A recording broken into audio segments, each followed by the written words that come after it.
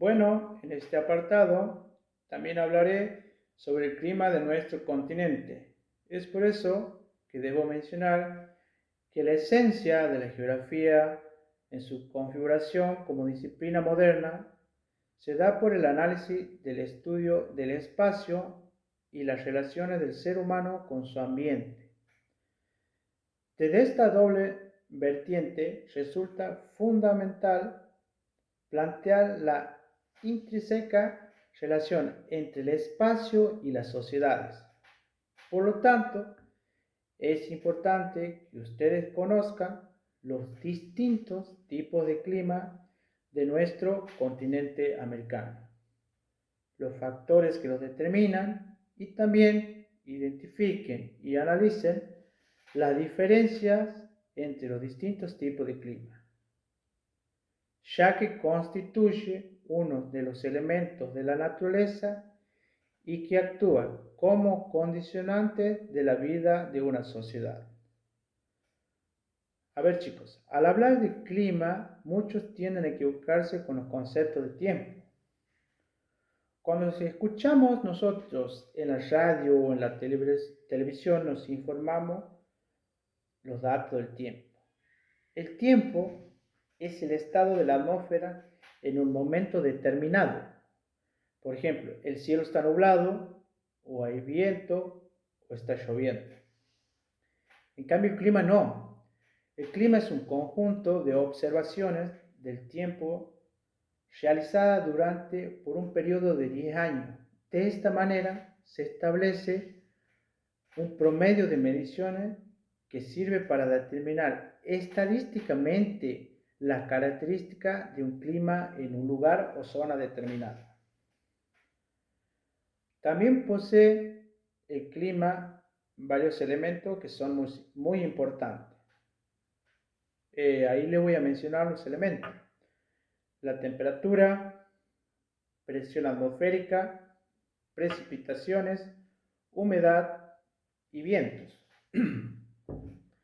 La temperatura es el nivel de calor que hay en la atmósfera y se mide en grados. Presión atmosférica es el peso que ejerce la atmósfera sobre nuestra superficie terrestre. Se mide en hectopascales y es un elemento indispensable para determinar la circulación de los vientos. Precipitaciones es el agua caída, ya sea en forma de lluvia, nieve o granizo o rocío, y la misma se mide en milímetros. La humedad es la cantidad de vapor de agua que hay en nuestra atmósfera. Se expresa en porcentajes, por ejemplo, 95%, 98%. Esto significa que hay mucha humedad y es alta. Por último, el viento.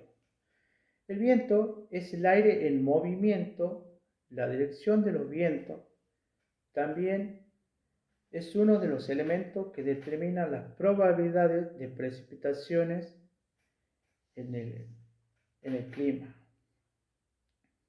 También existen factores que modifican el clima. Los factores del clima son agentes como la latitud, corriente marina, distancia al mar, altitud y relieve. Estos mismos modifican o acentúan y limitan los elementos del clima y dan lugar a los distintos tipos de clima. Vamos a ver, por ejemplo, el factor latitud. Es determinante la distancia angular que hay desde cualquier. El ecuador condiciona los climas, por un lado, conforme que si nos vamos alejando del paralelo cero, se produce una disminución de las temperaturas, ¿no es cierto? También el distanciamiento va provocando variaciones estacionales.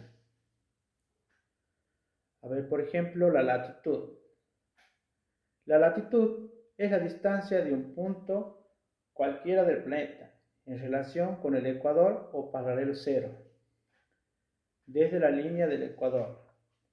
América se extiende hacia el norte atravesando el trópico de Cáncer y el círculo polar ártico, y hacia el sur cruzando el trópico de Capricornio y el punto más austral que es Tierra del Fuego, Argentina. Llega muy cerca del polar antártico. Por esta razón, si viajamos imaginariamente de norte a sur, América traspasa la zona fría del hemisferio norte del planeta a la zona templada del hemisferio del mismo, la zona cálida en el centro de América y la zona templada en el hemisferio sur, y se acerca a la fría en el hemisferio sur. Por su posición, América recorre todas las zonas climáticas del planeta. En cuanto a la altitud, debo mencionar que la temperatura es elevada en las zonas más bajas y va disminuyendo cuando nosotros subimos a una montaña, por ejemplo. La temperatura disminuye de 0 grados por cada 1000 metros. La distancia al mar. Las aguas, especialmente las oceánicas, demoran más tiempo en cambiar la temperatura, tanto entre el día y la noche como entre el verano y el invierno. En cambio, los continentes rápidamente modifican su temperatura de acuerdo con la temperatura del aire. Entonces, cuando comienzan a aumentar las temperaturas al inicio del verano, las aguas tardan más que los continentes en calentarse. Pero cuando empieza a hacer frío, las aguas también tardan más en enfriarse. A ver, la clasificación general tiene que ver con la posición latitudinal del continente y es la siguiente. Los climas cálidos se extienden entre la línea del trópico de Cáncer y Capricornio y abarcan principalmente América Central y América del Sur. Las temperaturas medias anuales y las precipitaciones se distribuyen de manera desigual según los diferentes factores. De acuerdo con la ubicación y otros aspectos, se subdividen en ecuatoriales, tropicales y subtropicales con o sin estación seca. Los climas templados son extendidos entre las líneas de los trópicos y de los círculos polares. Se caracteriza por las temperaturas medias, moderadas, y coinciden las latitudes intermedias, ¿no es cierto?, tanto en el hemisferio norte como en el hemisferio sur.